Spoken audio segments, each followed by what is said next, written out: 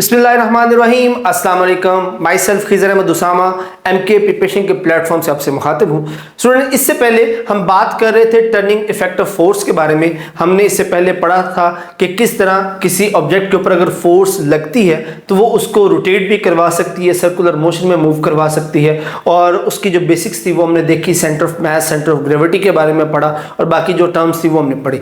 अब आज के सेशन में हम बात करेंगे टॉर्क के बारे में, जिसको मोमेंट ऑफ फोर्स बी कहते हैं। तो टॉर्क असल में क्या है? टॉर्क की अगर आप डेफिनेशन की बात करें तो एक फोर्स जब किसी अप्लाई होती है तो वो उसमें जो टर्निंग इफेक्ट प्रोड्यूस होता है किसी फिक्स पॉइंट के गिर्द किसी फोर्स की वजह से, उसको हम टॉर्क या मोमेंट ऑफ फोर्स कहते हैं। कि अगर किसी ऑब्जेक्ट पर फोर्स लगाई जाए और उसमें टर्निंग इफेक्ट पैदा हो जाए किसी फिक्स पॉइंट के गिर्द, और तो इस सूरत हाल को हम टॉर्क कहते हैं। फिजिसिस्ट जो है वो इसको टॉर्क कहते हैं, जबकि इंजीनियर्स जो है वो इसको मोमेंट कहते हैं। बात एक ही है कि फोर्स के अप्लाई करने से ऑब्जेक्ट में जो टर्निंग इफेक्ट प्रोड्यूस होता है उसको हम टॉर्क कहते हैं। अब टॉर्क की वजह से ऑब्जेक्ट के अंदर जो है वो रोटेशनल जो मोशन है वो प्रोड्यूस होती है और वो किसी एक फिक्स पॉइंट के गिर्द जो है वो रोटेट करता है। तो इस में टॉर्क को कैलकुलेट करने के लिए हम उसको कुछ इस तरह से लिख सकते हैं, perpendicular distance from the axis of rotation multiply by force applied. अब इसमें ये चीज समझने वाली है, perpendicular distance from the axis of rotation. अब यहां पर फर्ज करें एक डोर है, आप इस डोर को खोलते या बंद करते हैं, आप इसके हैंडल पर इस तरह से फोर्स अप्लाई करते हैं इस डायरेक्शन में। अब फोर्स इस पॉइंट पर अप्लाई हो रही है और जो दरवाजा है वो अपने हिंजेस के अराउंड इस जगह से घूम रहा है। तो एक्सिस ऑफ रोटेशन से लेकर वो पॉइंट जहां पर फोर्स लगाई जा रही है इसके दरमियान जो डिस्टेंस है इसको हम कहते हैं मोमेंट आर्म। ये हमारी क्या होती है?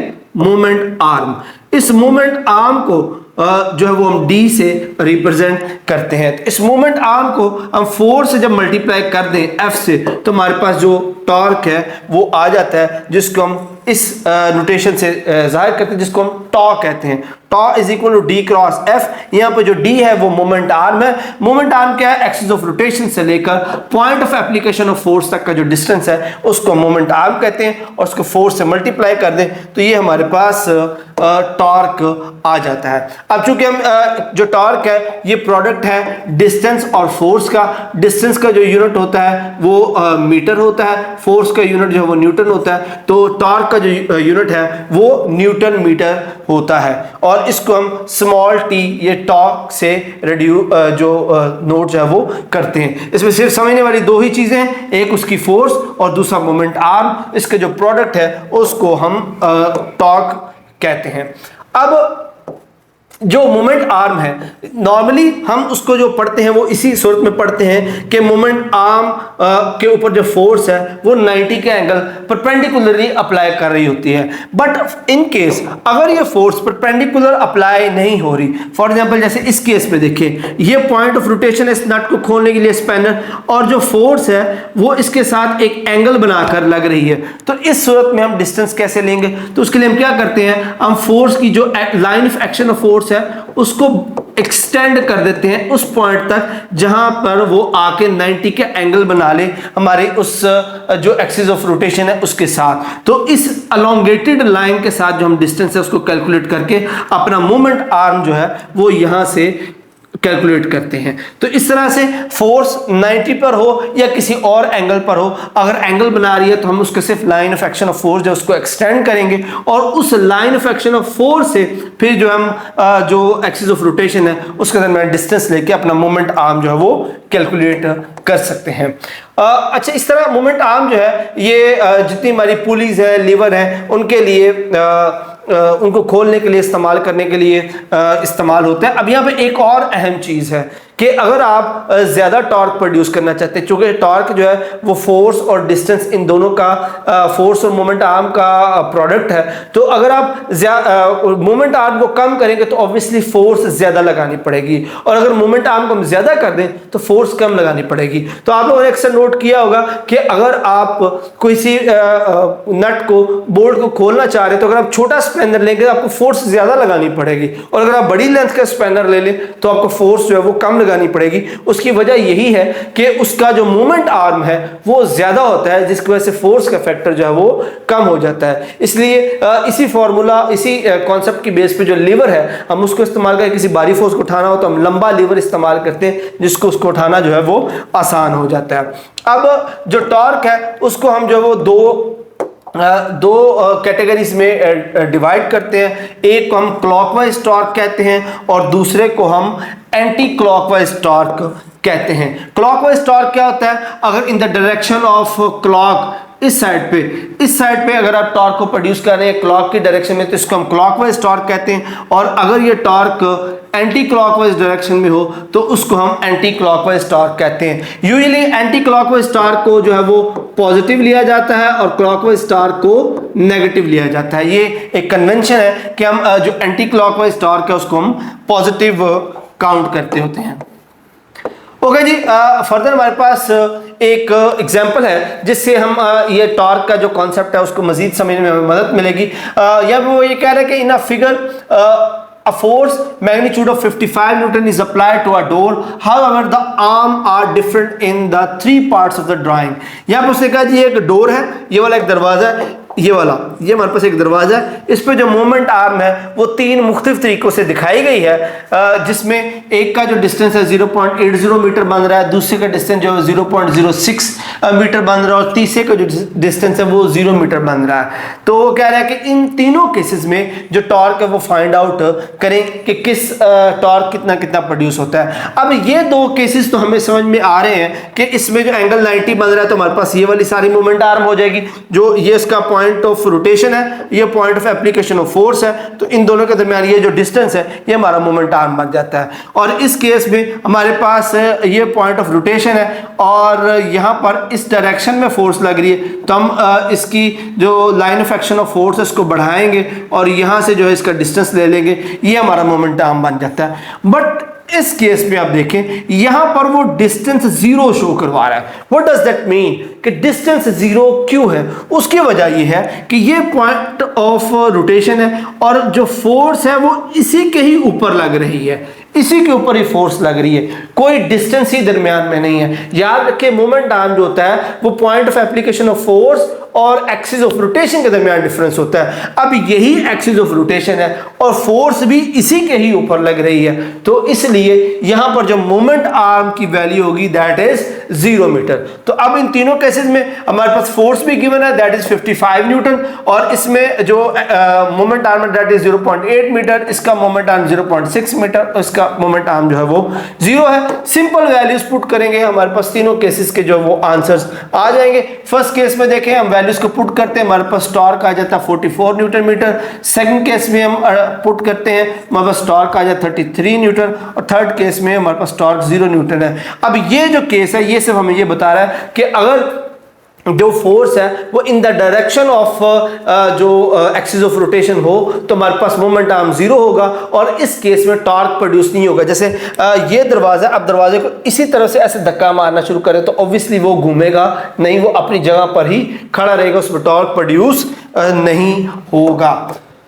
ओके जी, फर्दर ये जो बॉटल ओपनर है उसकी भी एक एग्जांपल दी गई है कि आप बॉटल ओपनर की यहाँ पर आप इस डायरेक्शन में बॉटल ओपनर को घुमाते हैं, यहाँ पर जब बॉटल ओपनर की फोर्स इस डायरेक्शन में लगती है और यहाँ से ढक्कन जो है उसका ओपन हो जाता है।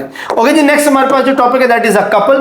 कपल क्या होता है जी? कपल असल में set of anti parallel forces होता है, यानी कि ये एक फोर्स को हम इस डायरेक्शन में लगाते हैं, दूसरी फोर्स जो वो इस डायरेक्शन में लगती है और उसके रिजल्टेंट में जो उसका सेंटर यहाँ पर एक जो मोमेंट ऑफ जो टार्क है वो प्रोड्यूस होता है और नट ओपन हो जाता है। अब यहाँ पे समझने वाली बात यह है कि अगर इस केस में हम फोर्सेस का सम देखें, फोर्सेस का सम देखें तो वो हमारे पास 0 होगा। क्यों? क्योंकि दोनों फोर्सेस आपस में इक्वल हैं, सिर्फ डायरेक्शन डिफरेंट है। तो दोनों फोर्सेस का जो सम है, फोर्सेस का सम 0 होगा। बट जो कपल है, कपल का जो सम है वो 0 नहीं होगा। उस कपल के नतीजे में हमारे पास pure rotation, pure torque produce होगा और वो जो नट है प्योरली रोटेट कर जाएगा।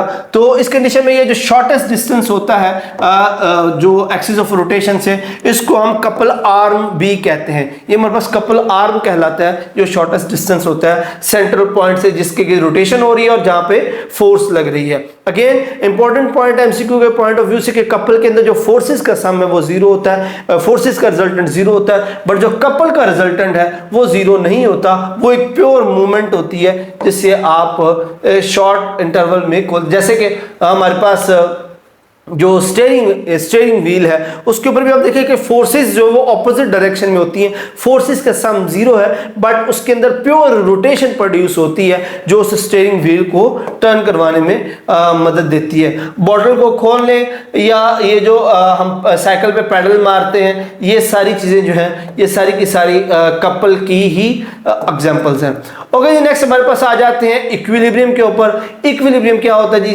इक्विलिब्रियम एक ऐसी स्टेट है जिसके ऊपर जो ऑब्जेक्ट है उसके ऊपर रिजल्टेंट फोर्सेस, ना उसमें कोई रोटेशन प्रोड्यूस हो रही होती है और ना उसके ऊपर कोई रिजल्टेंट फोर्स होती है। ऐसी कंडीशन को हम स्टैटिक इक्विलिब्रियम कहते हैं, स्टैटिक इक्विलिब्रियम कहलाता है। अब इसके लिए दो कंडीशन है। अगर आप किसी बॉडी को इक्विलिब्रियम में लाना चाह रहे हैं तो उसके लिए हमारे पास दो कंडीशंस होती हैं जो जब तक फुलफिल ना हो तो कोई ऑब्जेक्ट जो है वो इक्विलिब्रियम में नहीं आ सकता। उसकी जो फर्स्ट कंडीशन है इस इक्विलिब्रियम की, that is the total sum of the forces must be equal to zero, कि उसके ऊपर जितनी फोर्सेस लग रही हैं किसी ऑब्जेक्ट के ऊपर that must be equal to zero. जैसे कि हम इस ऑब्जेक्ट की बात करें, फर्स्ट कंडीशन हमारे पास क्या कहती है? F1, ये F2 है, ये F3, F4 है, F5 है। तमाम फोर्सेस का जो सम है वो किसके इक्वल होना चाहिए? जीरो के। तो अगर किसी ऑब्जेक्ट पर लगने वाली तमाम फोर्सेस जीरो हो तो हमारे पास इक्विलिब्रियम की जो फर्स्ट कंडीशन है वो सेटिस्फाइड होती है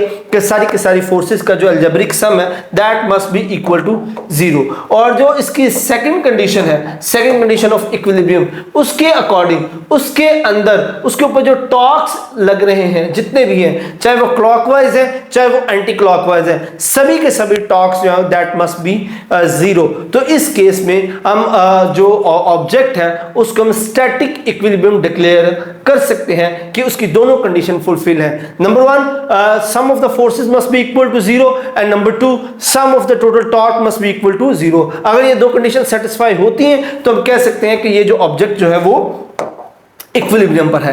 अब इसी को इस्तेमाल करते हुए हमारे पास प्रिंसिपल ऑफ मोमेंट्स आता है। प्रिंसिपल मोमेंट क्या कहता है? ये हमारे पास कहता है for an object in equilibrium the sum of the clockwise moment, यानी कि clockwise torque taken about a pivot must be equal to sum of anti-clockwise moment taken about the same pivot, कि एक सेम पिवट के around जो clockwise torque है that must be equal to anti-clockwise torque. इसको हम principle of moments कहते हैं कि अगर एक फिक्स पॉइंट के गिर्द, आप इसकी सादा सी मिसाल ले लें, जैसे एक सी सॉ होता है। हमें पता है एक सीसा के ऊपर ये ऑब्जेक्ट, अगर दो बच्चे यहाँ पर बैठे हो तो ये बच्चा इसको इस डायरेक्शन में जो टॉर्क प्रोड्यूस करवाता है और ये इसको इस डायरेक्शन में प्रोड्यूस करवाता है। ये एंटी क्लॉकवाइज टॉर्क है, ये क्लॉकवाइज टॉर्क है।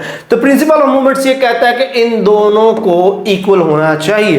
Clockwise torque must be equal to anti clockwise torque. ये आगे एक एग्जांपल है, इसको हम सॉल्व करेंगे तो आप इसको बेटर अंडरस्टैंड कर पाएंगे। जैसे यहाँ पर आप देख सकते हैं इस डायग्राम के अंदर ये हमारे पास एक रॉड है, उसमें हमारे पास एक जगह पर ये वेट लटक रहा है W2 is equal to 1 Newton और W1 is equal to 3 Newton. अब ये जो वेट है ये इसके अंदर एंटी क्लॉकवाइज टॉर्क प्रोड्यूस करवा रहा है और ये वेट जो है वो इसके अंदर क्लॉकवाइज टॉर्क प्रोड्यूस करवा रहा है। अब इस वेट का ये point of application of force है और ये उसका पॉइंट ऑफ रोटेशन है। इसके दरमियान जो मूवमेंट आर्म है दैट इज 0.2 मीटर और यहाँ पर इसकी जो मूवमेंट आर्म है that is 0.6 metre.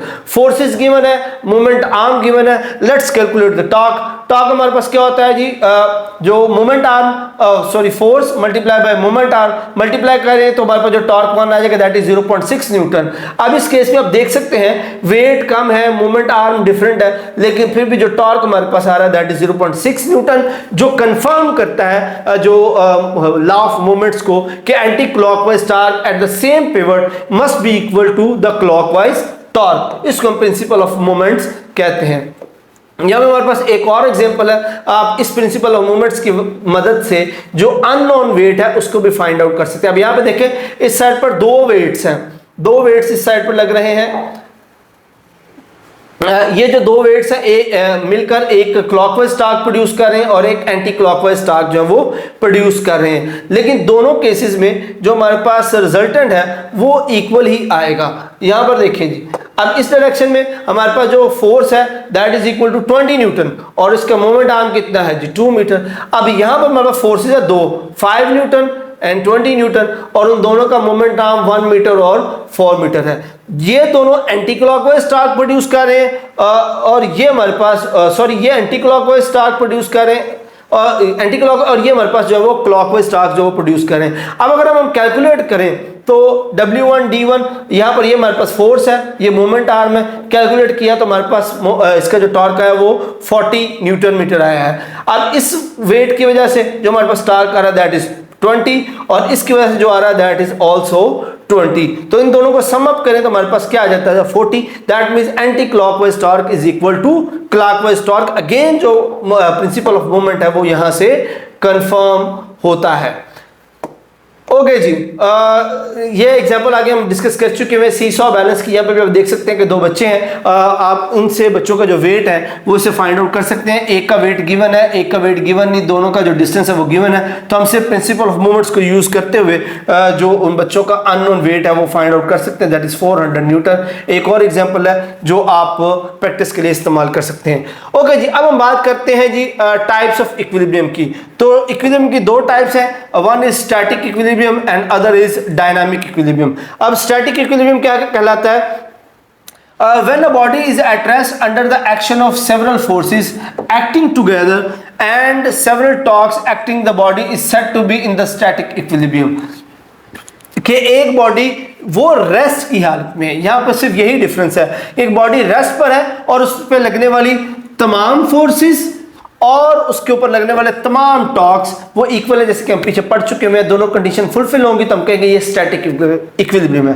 But dynamic equilibrium क्या कहलाता है कि अगर कोई ऑब्जेक्ट मूव कर रहा है मूविंग कंडीशन में, उसकी वेलोसिटी यूनिफॉर्म है, मींस कि उसके ऊपर जो फोर्सेस लग रही हैं वो चेंज नहीं हो रही, उसकी वेलोसिटी यूनिफॉर्म है। जितनी फोर्सेस उसके ऊपर लग रही है नेट फोर्स उसके ऊपर जीरो है, यानी कि उसकी स्टेट में कोई चेंज नहीं आ रहा, वो यूनिफॉर्म स्पीड से चल रहा है। इसको हम डायनामिक इक्विलिब्रियम कहते हैं। फॉर एग्जांपल आपके पास एक पैराट्रूपर है, वो एक स्ट्रेट लाइन में नीचे आ रहा है, ऊपर से फॉल कर रहा है, स्ट्रेट लाइन में नीचे आ रहा है और उसकी कोई वेलोसिटी चेंज नहीं, यूनिफॉर्म वेलोसिटी के साथ आ रहा है, तो इस कंडीशन को हम डायनामिक इक्विलिब्रियम कहते हैं। बट चूंकि ये स्ट्रेट लाइन में नीचे आ रहा है तो इसको हम डायनामिक ट्रांसलेशनल इक्विलिब्रियम कहते हैं। ऑन द अदर हैंड अगर कोई गाड़ी जो है वो चल रही है हमारे पास यूनिफॉर्म वेलोसिटी के साथ, तो इस कंडीशन को हम डायनामिक रोटेशनल इक्विलिब्रियम कहते हैं, क्योंकि उनकी उस स्टेट में कोई चेंज नहीं आ रहा, कोई एक्सेलरेशन प्रोड्यूस नहीं हो रहा। इस सूरत को हम डायनामिक इक्विलिब्रियम कहते हैं। ओके जी, उसके बाद आ जाते हैं हम स्टेबिलिटी की तरफ। तो स्टेबिलिटी क्या कहलाती है? स्टेबिलिटी क्या है? स्टेबिलिटी असल में ऐसी कंडीशन है कि किसी ऑब्जेक्ट को उसकी इक्विलिब्रियम पोजीशन से हटाना कितना मुश्किल है। अगर कोई ऑब्जेक्ट अगर अपनी इक्विलिब्रियम स्टेट में पड़ा हुआ है तो उसको उसकी इक्विलिब्रियम स्टेट से हटाना कितना मुश्किल है। अगर उसको इक्विलिब्रियम स्टेट से हटाना बहुत मुश्किल है, इट मींस कि वो बहुत स्टेबल है, और अगर उसके हल्का सा टच करने से वो अपनी इक्विलिब्रियम स्टेट को छोड़ दे तो हम ये कहते हैं कि वो ऑब्जेक्ट स्टेबल नहीं है। अब इसकी भी आगे तीन टाइप्स हैं स्टेबिलिटी की, दैट इज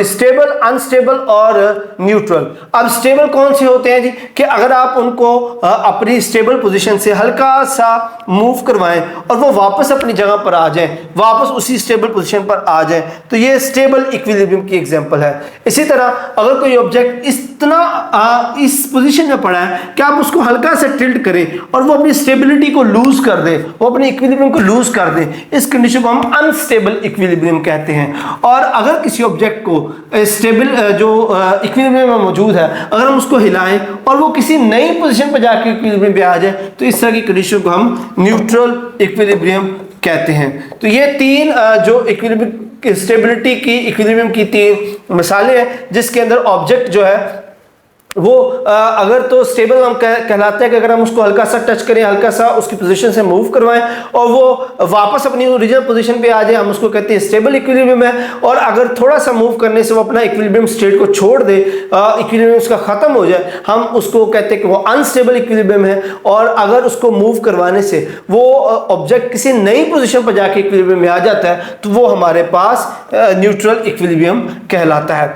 अब हम किसी ऑब्जेक्ट की स्टेबिलिटी को इंप्रूव कैसे कर सकते हैं? First is lowering the centre of मास। क्या आप किसी ऑब्जेक्ट का जो सेंटर ऑफ मास है उसको लोअर कर दें, तो हमारे पास जो फास्ट मूविंग कार्स हैं या हायर वेलोसिटी वाले जो ऑब्जेक्ट्स हैं उनका सेंटर ऑफ मास लो रखा जाता है ताकि जब वो तेज रफ्तारी से मूव कर रहे हो तो उनकी जो स्टेबिलिटी है वो मैक्सिमम रहे।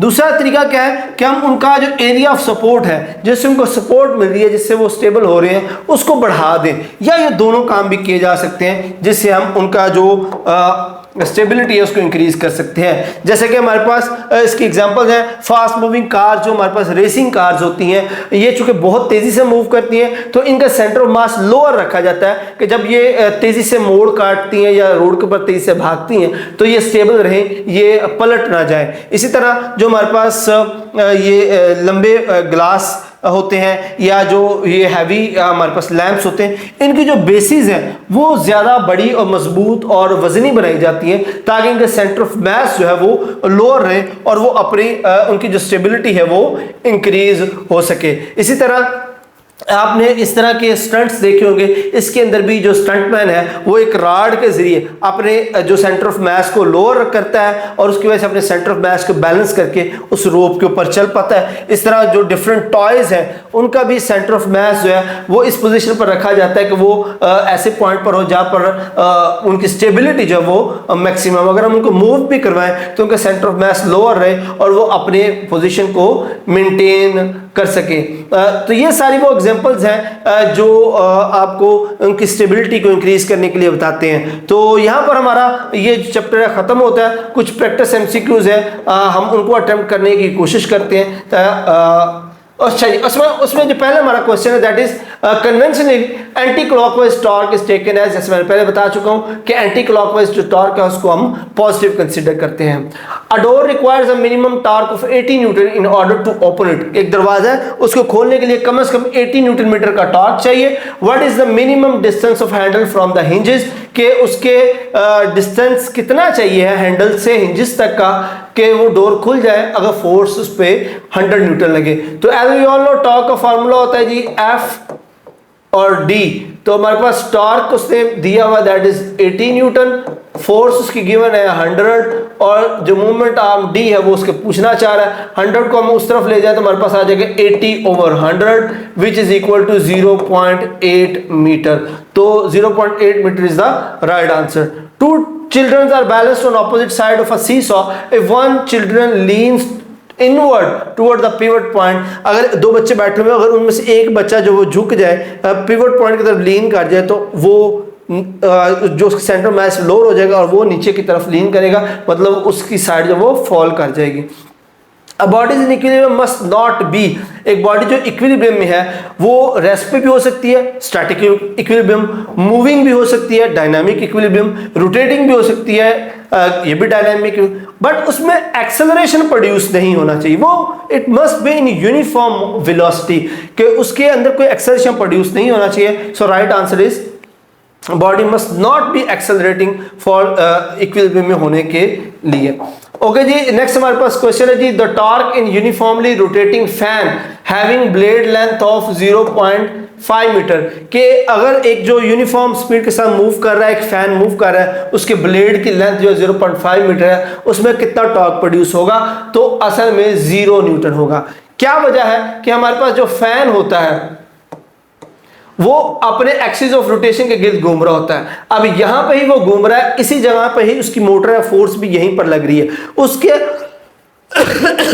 उसके अंदर जो डिस्टेंस है, जो मोमेंट आर्म है वो 0 है। अगर मोमेंट आर्म 0 है तो ऑब्वियसली टोटल टॉर्क भी क्या होगा? 0 होगा। A force of 100 newton is applied perpendicular at 0.5 metre to turn a nut on the wheel of a bus. The torque acting on a nut is, तो force आपको given है जी और उसके बाद ये डिस्टेंस भी जो मोमेंट आर्म है वो भी गिवन है। आप सिंपली 100 को मल्टीप्लाई कर देंगे 0.5 के साथ तो हमारे पास आंसर जो है वो 50 न्यूटन मीटर आ जाएगा। The shortest distance between two couple forces is called a couple arm, उसको हम कपल आर्म कहते हैं। Girl pushes to open a door perpendicularly with the force of 25 newton 0.6 metre from the hinges, the torque is. अब यहां पे देखिए word इस्तेमाल हुआ है परपेंडिकुलरली, वही जो थर्ड केस हमने पढ़ा था कि आप डोर को परपेंडिकुलरली पुश करें, दैट मींस कि मोमेंट आर्म मौजूद नहीं है। अगर मोमेंट आर्म नहीं है तो उसमें पैदा होने वाला टॉर्क भी 0 होगा। Next is the angle at which X and Y component of the force are equal, कि किस पॉइंट पर एफ और एक्स के जो कंपोनेंट्स है वो इक्वल होंगे, और द राइट आंसर इज 0, कि 0 एंगल पर इन दोनों के कंपोनेंट्स जो हैं वो आपस में इक्वल होंगे। ओके जी, इसके बाद हमारे पास लास्ट क्वेश्चन है, centre of mass is different from centre of gravity when we have a non uniform shape of object. अगर हमारे पास non uniform shape of object हो तो उनका सेंटर ऑफ मास और सेंटर ऑफ ग्रेविटी जो है वो डिफरेंट होता है। So that's it for the session. Hopefully session आपके लिए बहुत मुफीद रहा होगा। कोई भी तरह का सवाल अगर आपके माइंड में है तो आप कमेंट सेक्शन में पूछ सकते हैं। नेक्स्ट सेशन तक के लिए अपना बहुत सारा ख्याल रखिएगा। अल्लाह हाफिज।